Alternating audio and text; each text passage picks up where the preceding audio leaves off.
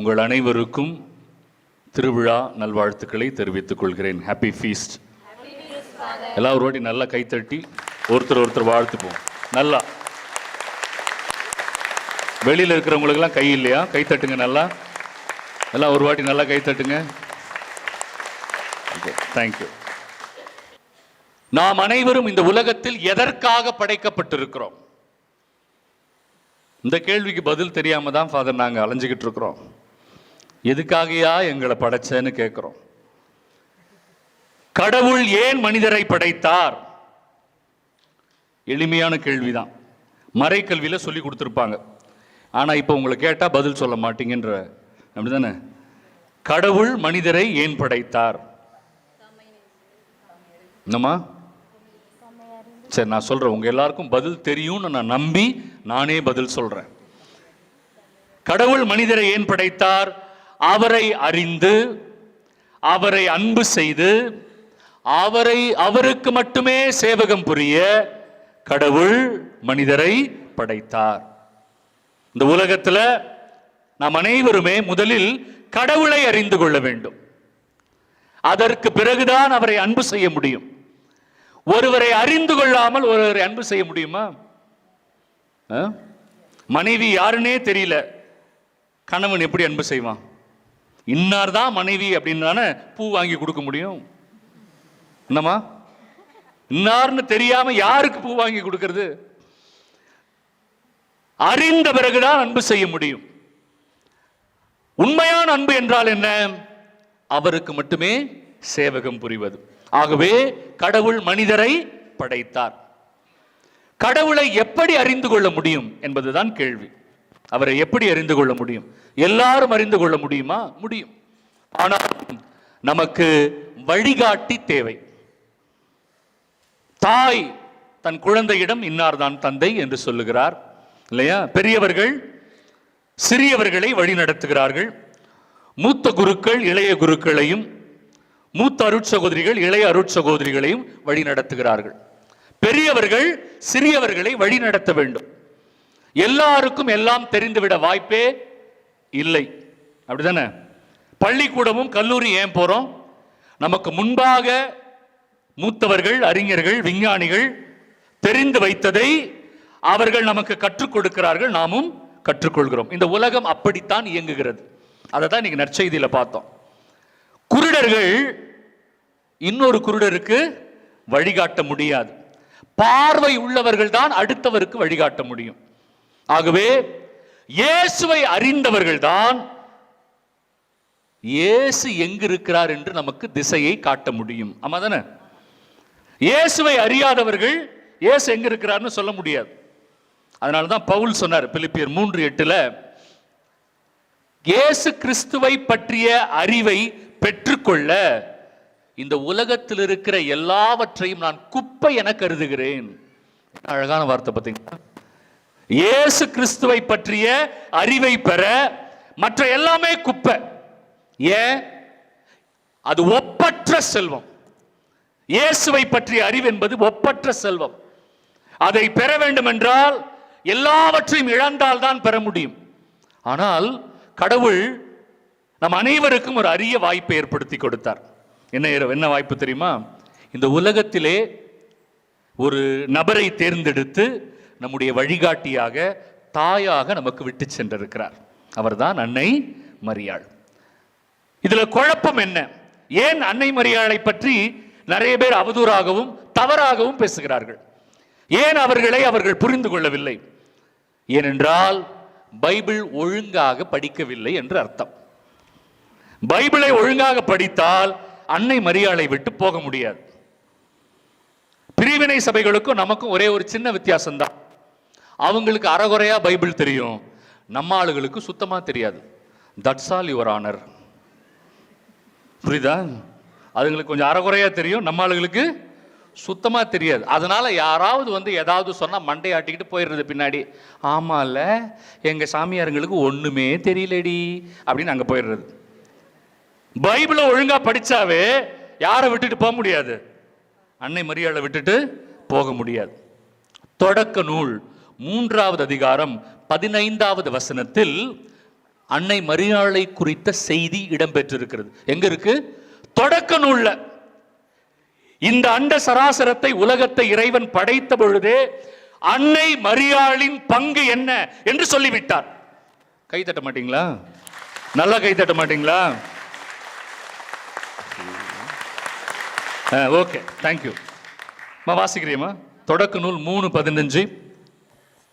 உனக்கும் பெண்ணுக்கும் உன் வித்துக்கும் அவள் வித்துக்கும் பகையை உண்டாக்குவேன்.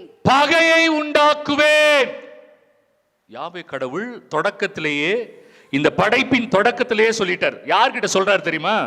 சாத்தான் கிட்ட சொல்றார். சாத்தான சபிக்கிறார். சாத்தான சபிக்கும் போது கடவுள் சொன்ன வார்த்தை, உனக்கும் பெண்ணுக்கும் தான் முதல் பகை. பெண்கள்லாம் சந்தோஷப்பட்டிருக்கணும். நேரம் சந்தோஷப்பட மாட்டீங்களா? சாத்தான் முதல்ல யாருக்கும் பகை? பெண்ணுக்கும் சாத்தானுக்கும் தான் முதல் பகை. அடுத்தது உன் வித்துக்கும் அவள் வித்துக்கும். இதுல எல்லாருக்கும் மாற்று கருத்து இல்லை. அந்த வித்து யாருன்னா இயேசுன்னு சொல்லிடுவாங்க எல்லாரும், இல்லையா? இயேசுதான். இயேசுவுக்கும் சாத்தானுக்கும் இரண்டாவது பகை. ஏன்னா அவர் கடவுள், அவனால அவரை ஒண்ணுமே பண்ண முடியாது.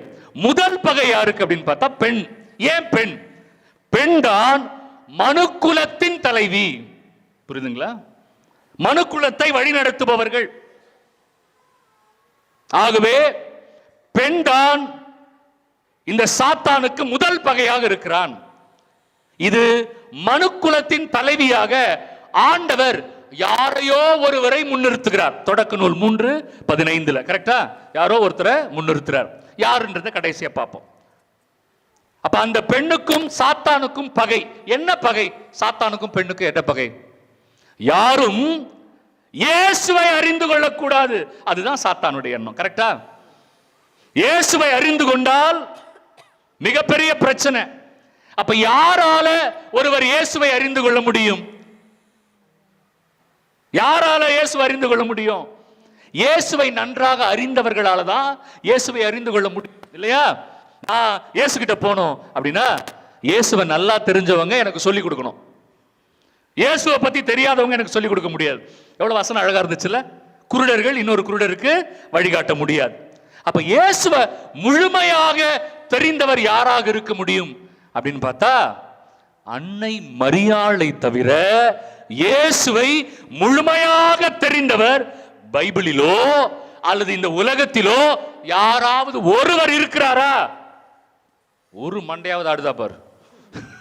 இருக்கிறாரா? இந்த உலகத்தில் யாராவது இருக்காங்களா இயேசுவை நல்லா தெரிஞ்சவங்க? எனக்கு தெரிஞ்சு இல்லை. அன்னை மரியாளை தவிர இயேசுவை முழுமையாக அறிந்தவர் யாருமே இல்லை. நம்ம பிரிவினை சபைகள்லாம் வருவாங்க, வேத வசனம் என்ன சொல்கிறது என்றால் அப்படின்னு. வேத வசனத்துல எல்லாமே இல்லை. யோவான் 21வது அதிகாரம் 25வது வசனம், யோவான் 21:25 என்ன தெரியுமா சொல்லுது? இயேசு சொன்னது, இயேசு செய்த எல்லாம் இதிலே எழுதப்படவில்லைன்னு போட்டிருக்கு. கவனிச்சிங்களா? இயேசு சொன்ன எல்லாமே, இயேசு செய்த எல்லாமே எதுல எழுதப்படல? பைபிள்ல எழுதப்படல. அவங்களுக்கே ஒழுங்கா தெரியாது பைபிள. ஏன்னா அது பைபிள்லயே போட்டிருக்கு. எல்லாமே ஒன்றும் எழுதப்படல. ஆனா ஒருத்தர் மட்டும்தான் இயேசு சொன்ன, இயேசு செய்த, இயேசுவை மொத்தமாக அறிந்திருந்த ஒரே நபர் யாரு? அன்னை மரியாள். ஏன் வாயை திறந்து சொல்ல மாட்டீங்களா அன்னை மரியாள்னு? கெட்ட வார்த்தையாது, சொல்லுங்க. எப்பா, உங்ககிட்ட அன்னை மரியாள்னு வாங்குறதுக்குள்ள காலையில சாப்பிட்ட பரோட்டா காலி ஆயிருச்சு. Okay, good. அன்னை மரியாளுக்கு மட்டும்தான் தெரியும், இல்லையா? இப்ப அன்னை மரியாள் தான் யார் இயேசுன்னு எனக்கு காட்ட முடியும். நல்லா தெரிந்தவங்க மட்டும்தான், வேற யாரும் கிடையாது. கானா ஒரு கல்யாணம், அது வரைக்கும் இயேசுவை இந்த உலகம் அறிந்து கொள்ளவில்லை. கானா ஒரு கல்யாணம், திராட்சை ரசம் தீந்துருச்சு. உடனே அன்னை மரியாள் தன்னுடைய காஸ்ட்லி ஹேண்ட்பேக் எடுத்து, அன்னை மரியாள் என்ன எடுத்தாங்க? காஸ்ட்லி ஹேண்ட்பேக் எடுத்து அதுக்குள்ள இருந்து ஒரு 4 2000 ரூபாய் நோட் எடுத்து, இல்லையா, அங்கிருந்த பையன்கிட்ட கொடுத்து ஜஸ்ட் ஓடி போய் ஒரு 2 குண்டா திராட்சை ரசம் வாங்கி வா அப்படின்னு சொல்லல. அன்னை மரியாள் கானாவூர் கவுன்சிலர், கானாவூர் தலைவர்கிட்ட போய், தலைவரே ஒரு 2 குடம் திராட்சை ரசம் ஸ்பான்சர் பண்ணுங்கள். என்ன பக்க பக்கன்னு சிரிக்கிறீங்க? 2 குடம் திராட்சை ரசம் ஸ்பான்சர் பண்ணுங்கள் தலைவரே அப்படின்னு போய் கானாவூர் தலைவர்கிட்ட நின்னாங்களா? இல்லையம்மா, நிறைய தலை ஆட மாட்டேங்குதும்மா, பைபிள் படிக்கல போல இருக்கு பாவம். இல்ல. ஓகே. அன்னை மரியாள் உடனே தன்னுடைய நகைகளை எல்லாம் எடுத்து சென்று பையன் வீட்டார்கிட்ட கொடுத்து, இந்த 25 பவுன் இருக்கு, உடனே போய் வச்சு போய் திராட்சை ரசம் வாங்கி வா சொன்னாங்களம்மா? இல்ல. அப்பா ரொம்ப நன்றி. அப்ப அன்னை மரியாள் பணத்தை நம்பவில்லை, மனிதர்களை நம்பவில்லை. ஏன்னா எரேமியா 17:5 தெளிவா சொல்லிருக்கு, மனிதரை நம்புவோர் சபிக்கப்பட்டவர்கள். என்னது மனிதரை நம்புவோர்? அன்னை மரியாள் பாருங்க, பணத்தை நம்பல, பதவியை நம்பல, சொத்தை நம்பல, இல்லையா? திராட்சை ரசம் தீர்ந்தவுடன் அவர் யாரை பார்த்தார்? பாத்தீங்களா? வீட்டுல என்ன குறைஞ்சாலும் சந்தோஷம் குறைஞ்சிருச்சா? சமாதானம் குறைஞ்சிருச்சா? நிம்மதி குறைஞ்சிருச்சா? மகிழ்ச்சி குறைஞ்சிருச்சா? என்ன குறைவு ஏற்பட்டாலும் கண்ணு முதல்ல யாரை பார்க்கணும்? பக்கத்து வீட்டுக்காரங்களை பார்க்க கூடாது. அவன் மட்டும் எப்படி இவ்வளவு வச்சிருக்கிறா, இவனுங்க மட்டும் எப்படி நல்லா இருக்கிறானுங்க, இல்லையா? அப்படிலாம் பார்க்க கூடாது. வீட்டில் என்ன குறைவு ஏற்பட்டாலும் யாரை பார்க்கணும்? இயேசுவை பார்க்கணும், இல்லையா? நேரா இயேசு கிட்ட போனாங்க. பா, திராட்சை ரசம் தீந்துருச்சு. இயேசு சொன்னார், அம்மா நம்மளே ஓசி சாப்பாடு சாப்பிட வந்திருக்கிறோம், நம்மளே ஓசி சாப்பாடு சாப்பிட வந்திருக்கிறோம், என் நேரம் இன்னும் வரல, போமா அப்படின்னு சொல்லிட்டார். அன்னை மரியாள், நல்லா கவனிங்க, பிரிவினை சபைகளும் கவனிக்கணும். இங்கிருந்து நிறைய பேர் போறீங்களா? வேற ஏதாவது சர்ச்சுக்கு இருக்கும், இங்கேயும் ஓடும் அங்கேயும் ஓடும், 2-3 அங்க இருக்கும். ஓகே ஓகே, நல்லா கவனிங்க. அன்னை மரியாள், இயேசு சொல்லிட்டார்ல எனது நேரம் இன்னும் வரவில்லைன்னு. அன்னை மரியாள் என்ன பண்ணிருக்கலாம்?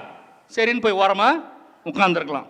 ஆனா அன்னை மரியாள் அங்கிருந்த பணியாளர்களை அழைத்தார்கள். நல்லா கவனிங்க, பணியாளர்களை அழைத்து சொன்னாங்க, அப்பா அவர் சொல்றபடி கேளுங்க. கரெக்டா? கரெக்டா? நான் தப்பா சொன்னேன் வேணும்னே, எல்லாம் மண்டைய வேற ஆட்டுறீங்க, ஒழுங்கா பைபிள் படிக்கல. அவர் சொல்றபடி கேளுங்கன்னு சொல்லல. அம்மா ஞானம் மிகுந்தவர்கள், ஆவியினால் நிரம்பியவர்கள். ஏன்னா அவங்களுக்கு நல்லா தெரியும் இது கேட்கிற கூட்டம், என்ன சொன்னாலும் நல்லா கேட்கும். ஐய் நல்லா இருந்துச்சுடி, வெரி நைஸ். சரி, அதுக்கப்புறம் என்ன பண்ண போற வாழ்க்கையில? எனக்கு இந்த ஜோக் ஞாபகம் வருது, விவேக் ஜோக். விவேக் ஜோக் பார்ப்பீங்களா நீங்க? பார்க்க மாட்டீங்களா? பார்ப்பீங்களா? ஆமா, அவர் வந்து டான் ஆயிடுவார். என்ன ஆயிடுவார்?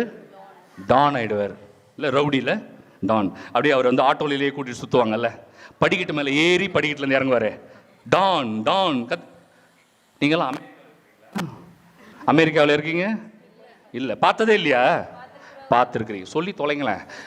நான் முக்கி முக்கி கத்திக்கிட்டு இருக்கேன். ஸோ அவர் மேலே ஏறுறாரு, இறங்குறாரு, டான். எல்லாரும் கத்துறாங்க, மாடிப்படியில் நின்று இப்படி கை காட்டுறாரு, கீழே மக்கள் எல்லாம் கூட்டமாக நிற்கிறாங்க, டான் டான் கத்துறாங்க. பக்கத்தில் 2 ஃப்ரெண்ட்ஸ் நிற்கிறாங்க, கேட்குறாங்க, தலைவரே உங்களையே நம்பி வந்திருக்கிற இந்த மக்களுக்கு என்ன செய்ய போறீங்க? உடனே அவன் கேட்பான், உங்க 2 பேருக்கு இது வரைக்கும் நான் என்ன பண்ணியிருக்கிறேன்? ஒன்றும் பண்ணல. அப்ப அந்த மக்களுக்கு அதே தான். இவ்வளவு நாள் திருவிழாவில் வந்து பிரசங்கம் கேட்டு என்ன பண்ணீங்க? ஒன்னும் பண்ணல. இப்ப அருள்மணி ஃபாதர் பிரசங்க கேட்டு என்ன பண்ண போறீங்க? அதே தான். ஒன்னும் மாற மாட்டோம், இல்லையா? அம்மாவுக்கு அது அப்பவே தெரியும், இது கேட்கிற கூட்டம், கேட்டுட்டு போயிட்டு ஒன்னும் செய்யாது, போய் கறி குழம்பு சாப்பிட்டு தூங்கிடும், அவ்வளவுதான், இல்லையா? அன்னை மரியாளுக்கு அப்பவே. அதனால தான் சொன்னாங்க, பணியாளர்களை அழைத்து அவர் சொல்வதை செய்யுங்கள். கை தட்டுறீங்களா? நல்லா கை தட்டுறீங்களா? கை தட்டுறதுக்கெல்லாம் ட்ரைனிங் கொடுக்க வேண்டியதா இருக்கு. அவர் சொல்வதை செய்யுங்கள். இந்த உலகத்துல இதுதான் முதல் பிரசங்கம், இதுதான் முதல் பிரசங்கம். அன்னை மரியாள் ஆற்றிய பிரசங்கம் ஒரு வரி பிரசங்கம். இப்ப இருக்கிற வாலிப பிள்ளைகள் நினைப்பானுங்க, இப்போ நீயும் அதே மாதிரி ஒரு வரியில் வச்சுட்டு போக வேண்டியதானே. நீ ஏன் இவ்வளோ எலாபரேட்டாக பேசுகிற? அன்னை மரியாளுக்கு ஞானம் இருந்துச்சு, அதனால் அவங்க ஒரு வரியில் பிரசங்கம் வச்சாங்க. எங்களுக்கு அவ்வளோ ஞானம் இல்லை, அதனால் நாங்கள் கொஞ்சம் லெங்க்தியாக தான் பேசுவோம். சரியா? ரொம்ப தெளிவாக இருக்கு. அவர் சொல்வதை செய்யுங்கள். உங்க வீட்டில் என்ன குறைவு ஏற்பட்டாலும், எந்த பிரச்சனை நேர்ந்தாலும், என்ன துன்பம் வந்தாலும் இயேசுவிடம் போங்க. கேட்கும் போது அவர் சொல்லுவார், என் நேரம் இன்னும் வரல மகனே மகளே அப்படின்னு சொல்லுவாரு. ஆனா நீ சோர்ந்து போயிடாத, துவண்டு போயிடாத, நான் கேட்டாலும் கிடைக்கலையேன்னு நினைக்காத. நான் உனக்கு ஒரு ஷார்ட் ரூட் சொல்லி தரேன். யார் சொல்லி கொடுத்தது? அன்னை மரியாள் சொல்லி கொடுத்தாங்க இல்லையா? நீ ஜெபித்தும் கிடைக்கவில்லையா? அவருடைய வசனத்தின்படி உன் வாழ்க்கையை அமைத்துக் கொண்டால் நீ கேட்டதை விட மேலான காரியங்களை செய்வார். ஹல்லேலூயா! எவ்வளவு பெரிய விஷயம் பார்த்தீங்களா? நீ கேட்டதை விட பெருசா செய்வார். ஏன்னா அந்த திராட்சை ரசம் எப்படி இருந்துச்சா? முன்பிருந்த திராட்சை ரசத்தை விட சுவை மிகுந்ததாயிருந்தது. பார்த்தீங்களா? அன்னை மரியாள் எப்படிப்பட்ட ஒரு வழிகாட்டியிருக்காங்க? எப்படிப்பட்ட வழிகாட்டியிருக்கிறாங்க? நீங்க சாதாரண ஆசீர்வாதம் கேட்டீங்க, அவங்க உங்க வாழ்க்கையில சுவை மிகுந்த ஆசீர்வாதத்திற்கான வழியை அன்னை மரியாள் காட்டினார் இல்லையா? இயேசு யார் என்று இந்த உலகத்திற்கு அறிவித்தார். இயேசுதான் மீட்பர், இயேசுதான் மெசியா என்று அங்க வந்த மக்கள் அனைவருக்கும் அறிவிக்கிற முதல் பணியை யார் செஞ்சா? அன்னை மரியாள் தான் செய்தார். பார்த்தீங்களா? அவங்க இன்னைக்கும் அந்த வேலையை செய்றாங்க. வறுமை, கஷ்டம், துன்பம் அப்படின்னு ஓடி வர பிள்ளைகளை எல்லாம் இயேசுவிடம் அழைத்து சென்று இயேசுவின் அதிசயத்தை, அற்புதத்தை பெற்று தந்து கொண்டிருக்கிறார். நமக்காக ஜெபிக்கிறார். அதனாலதான் அன்னை மரியாளை நம்பியவர்கள் யாரும் கைவிடப்பட்டதில்லை. ஏன் எத்தனை பேர் வந்திருக்கிறோம்? அவர்கள் நமக்கு சரியான பாதையை காட்டுவார். உடனே நம்ம பிரிவினை சபை வருவாங்க. உங்களுக்கு தெரியுமா, இயேசு சொல்லிட்டார் ஒரு நாள், இனி என் அம்மா இல்லை. எங்க சொன்னார்? கூட்டத்தில் வந்து கேட்டாங்க, என் தாய் யார்? என் சகோதர சகோதரிகள் யார்? என் வார்த்தையை கேட்டு அதன்படி நடக்கிறவர்களே என் தாயும் சகோதரனும் சகோதரியும் ஆவார். பிரிவினை சபைகள் உங்களை குழப்பம். அப்ப நீங்க சொல்லணும், ஐயா இந்த பைபிளை கையில் வச்சுக்கிட்டு இயேசு வாழ்ந்த காலத்துல கடவுளுடைய வார்த்தையின்படி வாழ்ந்த ஒரு நபரை எடுத்துக்காட்டுங்கன்னு கேளுங்க. கேட்கணும். புரியுதுங்களா? கடவுளின் வார்த்தையின்படி வாழ்ந்த ஒரே ஒரு நபர் யார் தெரியுமா? அன்னை மரியாள் மட்டும்தான். என்ன சொன்னாங்க? கபிரியல் தேவதூதர்கிட்ட, உன் வார்த்தையின்படி எனக்கு ஆகட்டும் அப்படின்னு சொன்ன ஒரே ஆள் யாரு? அந்த இடத்துல அவரு இவங்க என் அம்மா இல்லைன்னு சொல்லல, இவங்க மட்டும்தான் என் உண்மையான அம்மான்னு சொன்னார். அது நிறைய பேருக்கு புரியல. என் வார்த்தையின்படி வாழ்கிறவர்கள் தான் என் தாய் அப்படின்னா அந்த காலத்துல வாழ்ந்தவங்க யாரு? அன்னை மரியாள் மட்டும்தானே. இன்னொரு செய்தி, இயேசு சிலுவையில் அரைஞ்சிட்டாங்க. இயேசு சிலுவையில் தொங்குறார் இல்லையா? ஓசி சாப்பாடு சாப்பிட்ட எல்லா சீடர்களும் ஓடிட்டாங்க இல்லம்மா? 3 வருஷம் இயேசு கூடவே வச்சிருந்து சாப்பாடு போட்டார்ல, எல்லா சீடர்களும் ஓடிட்டாங்க ஒருத்தரை தவிர. அவர் பேர் என்ன? அவர் பேர் என்ன? யோவான். யோவான் இருக்கிறாரு, அன்னை மரியாள் இருக்கிறாங்க, இயேசு சிலுவையில் தொங்குறார் இல்லையா?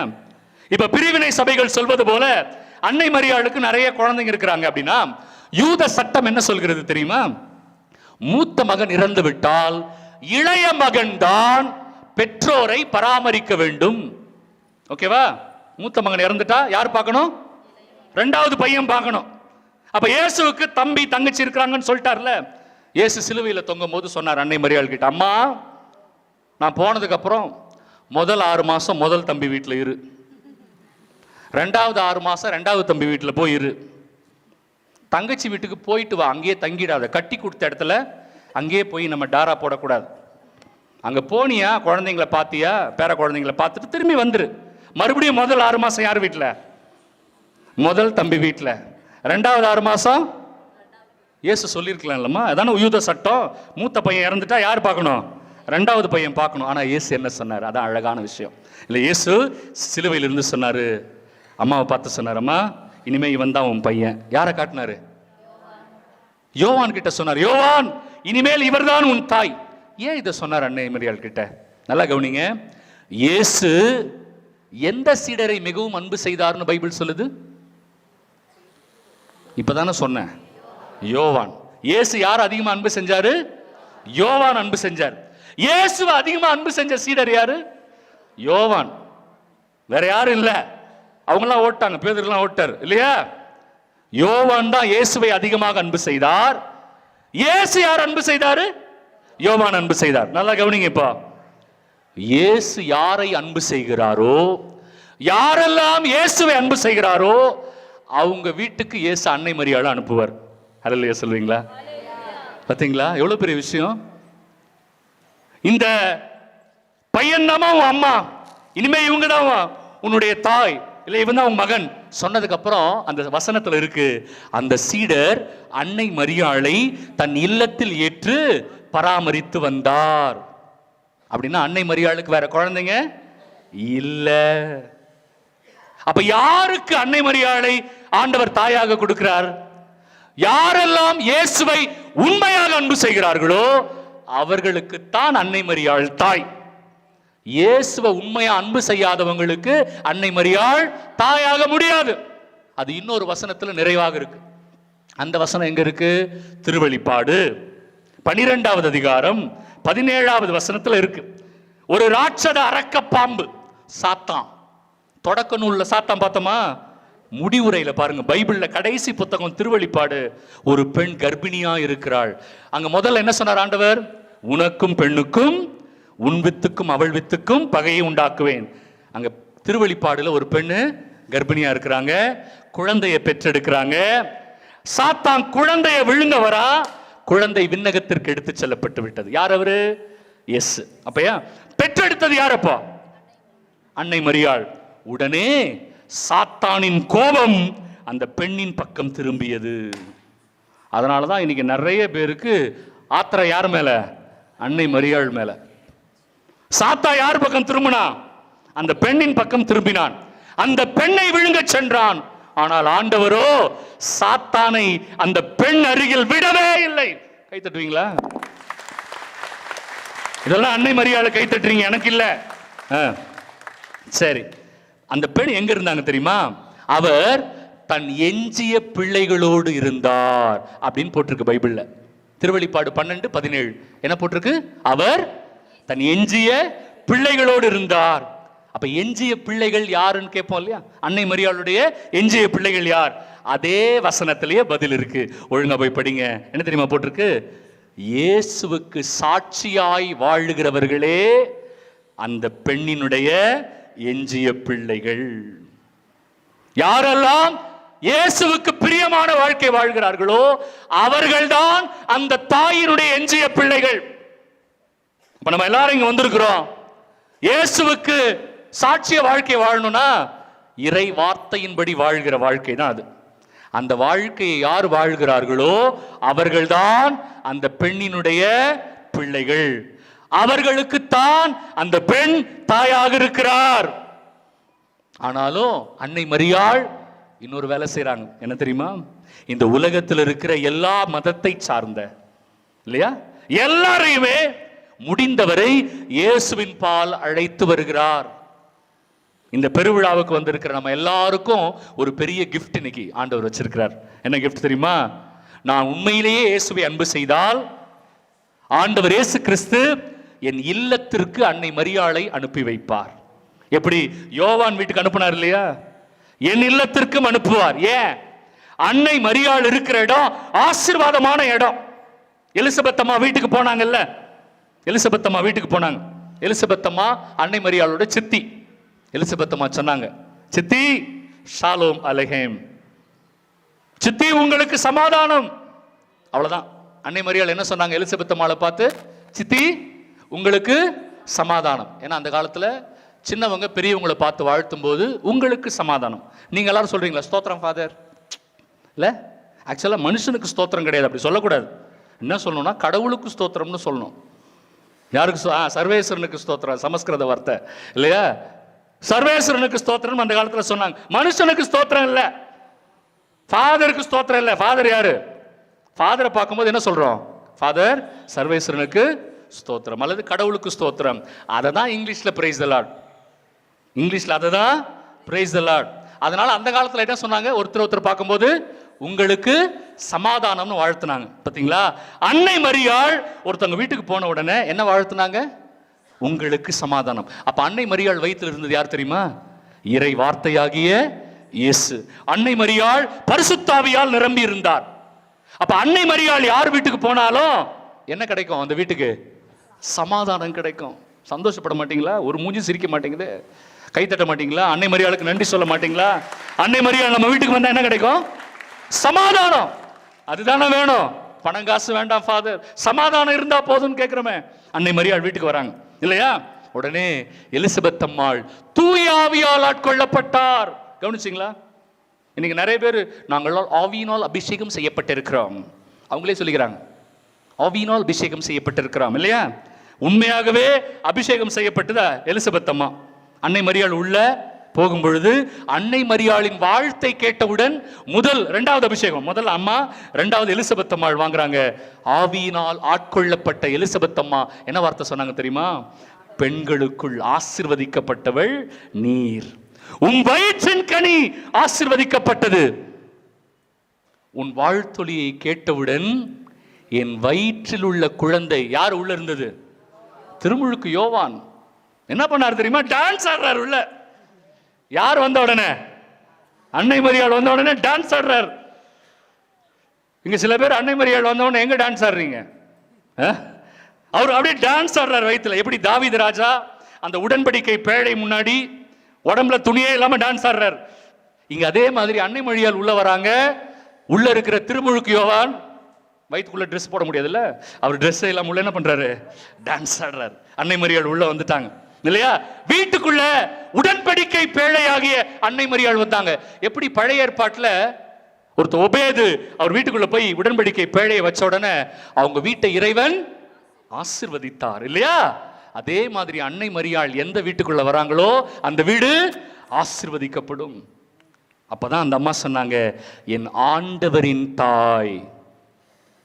சில பிரிவினை சபைகள் கொஞ்சம் கூட பயம் இல்லாம அன்னை மரியாள முட்டை ஓடு, சாக்லேட் கவரு சாப்பிட்டு தூக்கி போட்டுருந்தோம் அப்படிலாம் பேசுறாங்க.